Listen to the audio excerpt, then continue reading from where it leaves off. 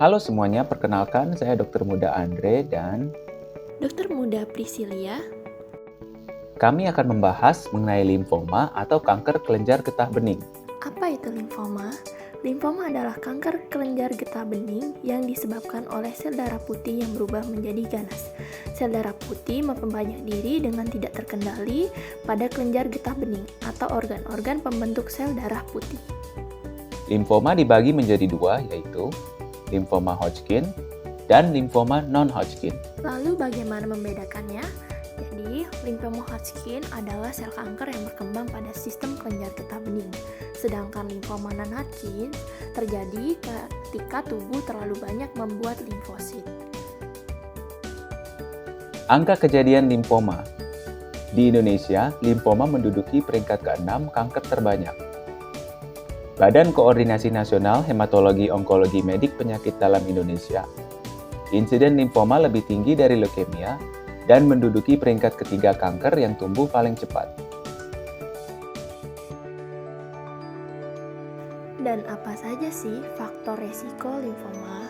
Yang pertama ada usia.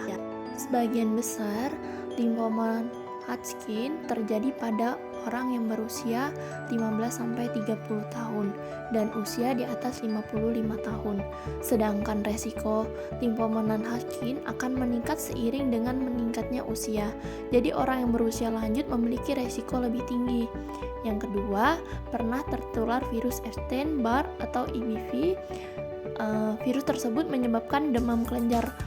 Orang yang pernah mengalami demam kelenjar memiliki resiko lebih tinggi mengalami limfoma Hodgkin. Resiko yang ketiga adalah jenis kelamin. Jadi, jenis kelamin pria memiliki resiko lebih tinggi terkena limfoma dibandingkan wanita. Yang keempat, faktor keturunan. Jadi, resiko untuk terkena limfoma akan meningkat pada orang yang memiliki anggota keluarga inti yang menderita jenis kanker yang sama. Yang kelima, sistem kekebalan tubuh yang lemah. Orang yang memiliki kekebalan tubuh yang lemah memiliki faktor risiko lebih tinggi untuk terkena limfoma. Faktor yang keenam yaitu paparan kimia beracun. Orang yang terpapar bahan kimia beracun seperti pestisida, herbisida, dan pewarna rambut memiliki risiko lebih tinggi terkena limfoma.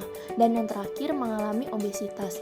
Nah, faktor berlebihan berat badan itu akan lebih berpengaruh pada wanita dibandingkan pria dalam meningkatkan risiko limfoma. Apa aja sih gejala dari limfoma? Gejala utama yang dialami oleh penderita limfoma adalah dengan tumbuhnya benjolan yang terasa sakit dan biasanya muncul pada daerah leher, ketiak, dan selangkangan.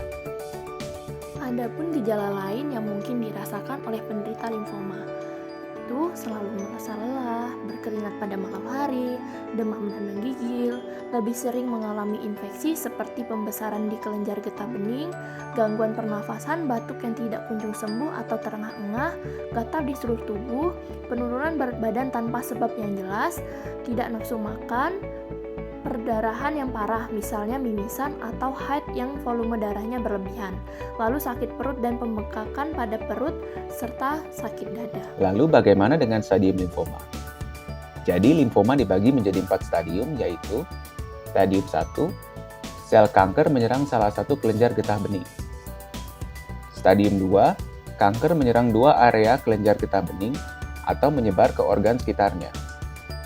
Stadium 3, kanker menyerang tubuh bagian atas dan bawah dan mungkin timbul di organ limfa. Stadium 4, kanker menyerang melalui sistem getah bening dan masuk ke berbagai organ seperti paru-paru atau tulang. Bagaimana mencegahnya? Yaitu dengan deteksi dini. Pertama, kita lakukan pemeriksaan apakah ada benjolan pada daerah leher, ketiak, dan selangkangan, lakukan tes darah, pencitraan ronsen, dan biopsi. Untuk pengobatan limfoma, setiap penderita limfoma pengobatannya berbeda-beda. Namun penanganan terbaik ditentukan berdasarkan kondisi kesehatan pasien. Langkah utamanya adalah dengan kemoterapi, yang diberikan melalui infus ataupun dalam bentuk obat minum, dan dapat dikombinasikan dengan terapi lain seperti radioterapi, obat-obatan steroid, terapi biologis contohnya obat rituximab, dan transplantasi sumsum tulang.